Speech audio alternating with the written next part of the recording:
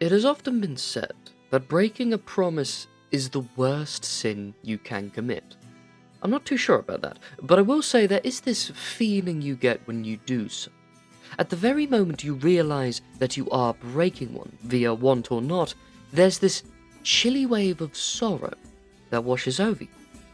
Perhaps it is not regret, but it may be very similar. Regardless, it is a horrid feeling. Now then, imagine what it would be like to break an oath.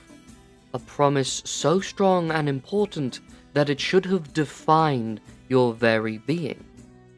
And yet you failed it all the same. Today, I wish to speak of an undead that would feel this shame constantly. In fact, it might be the only thing it feels now. I speak of a very powerful creature known as a Death Knight. What they are exactly is a little hard to quantify, when you get into the specifics, that is, but in many ways they are a fallen knight or member of a holy order, typically, but not exclusively, paladins. But there's actually quite a few ways for them to become one, but it always involves the hands-on approach of a god or godlike being. See, when one of them would break an oath or commit a grievous sin and refuses to seek atonement and dies, or if one of these gods takes an interest in their antics while they yet live, they will turn them into a Death Knight. The more likely ones to do this are the demon lords, such as the like of Orcus or Demogorgon, offering them the ability to become one in exchange for serving them. Another way is actually a little surprising.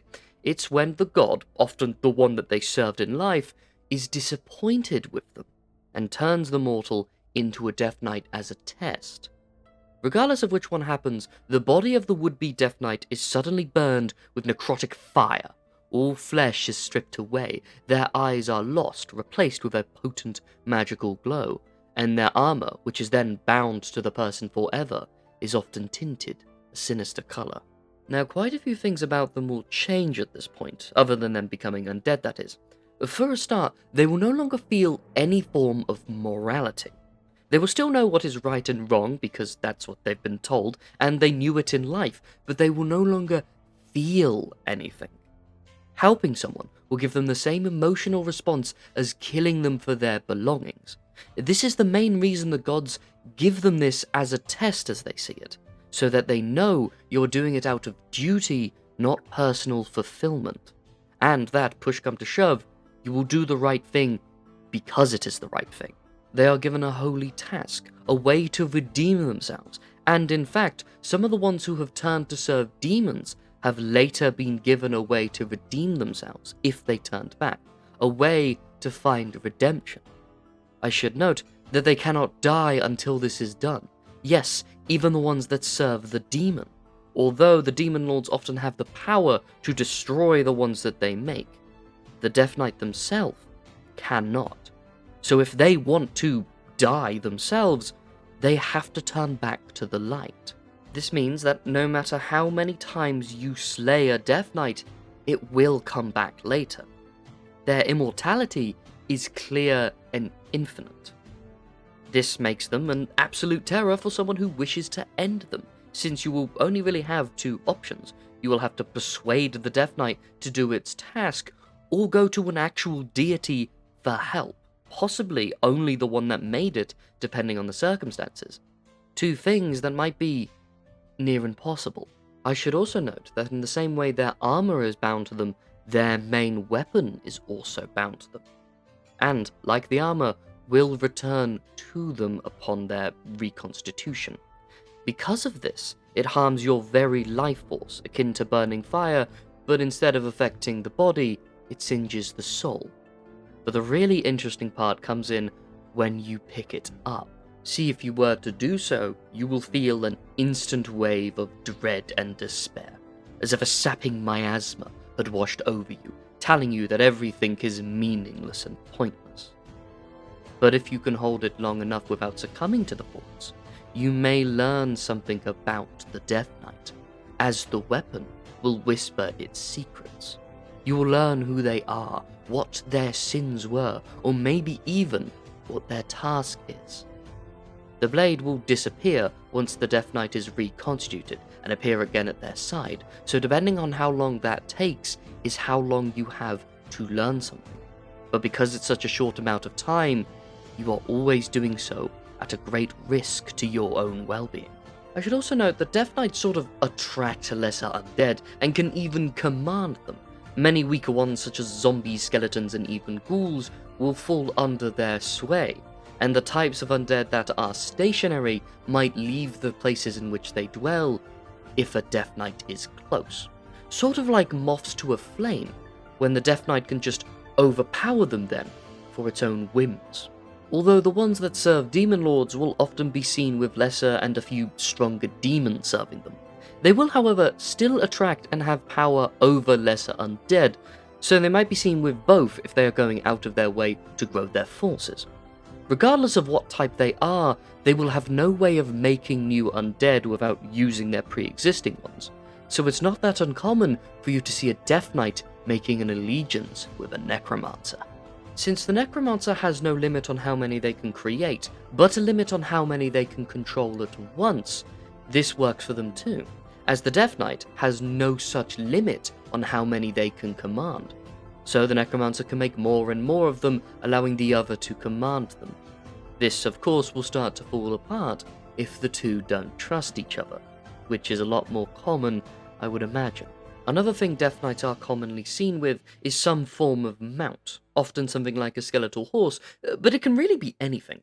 I have seen one ride an undead griffin or wyvern, and there's always legends of them riding undead dragons and other mighty legendary beasts. And like with the minions, the ones who have turned to the demon lords may also have a mount that reflects this, often a demonic creature wreathed in some sort of flame. But I think I should get into what they are actually capable of in a fight, the real and main reason they are feared so much. But before that, I want to quickly add how they fight, for you may be surprised to hear that they still have a high sense of honor and martial pride. It's very rare to see a Death Knight stab someone in the back or attack an unarmed foe if they think it will be a good challenge. For a start, they are some of the best swordsmen around and masters of melee combat. They are also bound to their armor, and so they are going to be really hard to harm if you're a purely physical fighter. In fact, most of them are so skilled in this that I've seen them parry some attacks that would kill anyone else in a duel. So if you truly plan to fight them, make sure you're at least twice as fast as a normal man, or that you're not alone. Oh, and before you think you can just use magic as a workaround, they're highly resistant to that as well, making the use of any spell quite a gamble to whether it's worth the energy you put into it. This is true for both arcane magic and holy magic. They're also highly resistant to turn undead effects, as well as many of their minions, provided that they stay close to them. Oh, and they are still capable of casting the same spells they knew in life.